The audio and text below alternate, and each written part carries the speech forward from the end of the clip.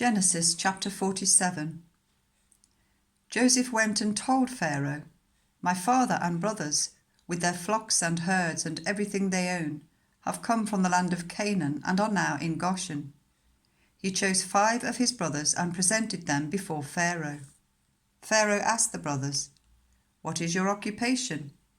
"Your servants are shepherds," they replied to Pharaoh, "just as our fathers were."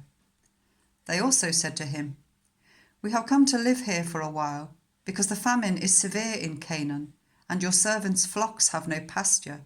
So now, please let your servants settle in Goshen."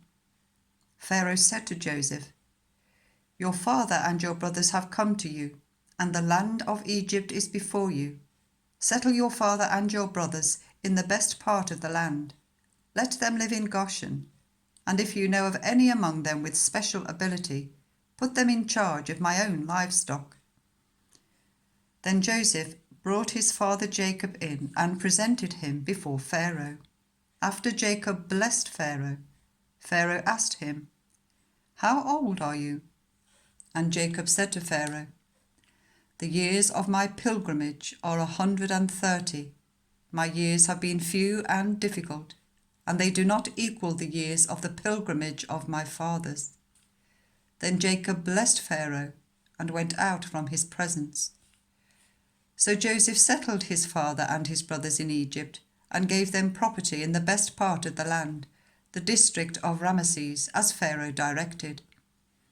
Joseph also provided his father and his brothers and all his father's household with food, according to the number of their children. There was no food, however, in the whole region because the famine was severe. Both Egypt and Canaan wasted away because of the famine. Joseph collected all the money that was to be found in Egypt and Canaan in payment for the grain they were buying, and he brought it to Pharaoh's palace. When the money of the people of Egypt and Canaan was gone, all Egypt came to Joseph and said, "Give us food. Why should we die before your eyes? Our money is all gone." "Then bring your livestock," said Joseph.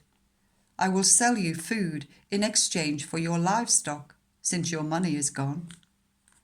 So they brought their livestock to Joseph, and he gave them food in exchange for their horses, their sheep and goats, their cattle and donkeys. And he brought them through that year with food in exchange for all their livestock. When that year was over, they came to him the following year and said, "We cannot hide from our lord the fact that since our money is gone and our livestock belongs to you, there is nothing left for our lord except our bodies and our land. Why should we perish before your eyes, we and our land as well? Buy us and our land in exchange for food, and we with our land will be in bondage to Pharaoh. Give us seed so that we may live and not die, and that the land may not become desolate." So Joseph bought all the land in Egypt for Pharaoh. The Egyptians, one and all, sold their fields because the famine was too severe for them. The land became Pharaoh's, and Joseph reduced the people to servitude from one end of Egypt to the other. However, he did not buy the land of the priests, because they received a fixed allowance from Pharaoh and had food enough from the allowance Pharaoh gave them. That is why they did not sell their land. Joseph said to the people, "Now that I have bought you and your land today for Pharaoh, here is seed for you, so you can plant the ground. But when the crop comes in, give 1/5 of it to Pharaoh. The other 4/5 you may keep as seed for the fields and as food for yourselves and your households and your children." "You have saved our lives," they said. "May we find favor in the eyes of our Lord. We will be in bondage to Pharaoh." So Joseph established it as a law concerning land in Egypt, still in force today, that 1/5 of the produce belongs to Pharaoh. It was only the land of the priests that did not become Pharaoh's. Now the Israelites settled in Egypt in the region of Goshen. They acquired property there and were fruitful and increased greatly in number. Jacob lived in Egypt 17 years, and the years of his life were 147.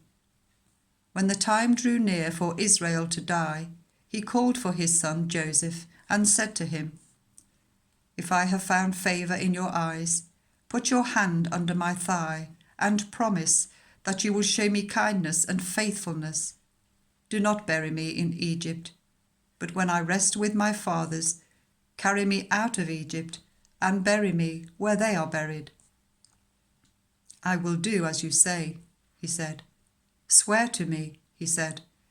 Then Joseph swore to him, and Israel worshipped as he leaned on the top of his staff.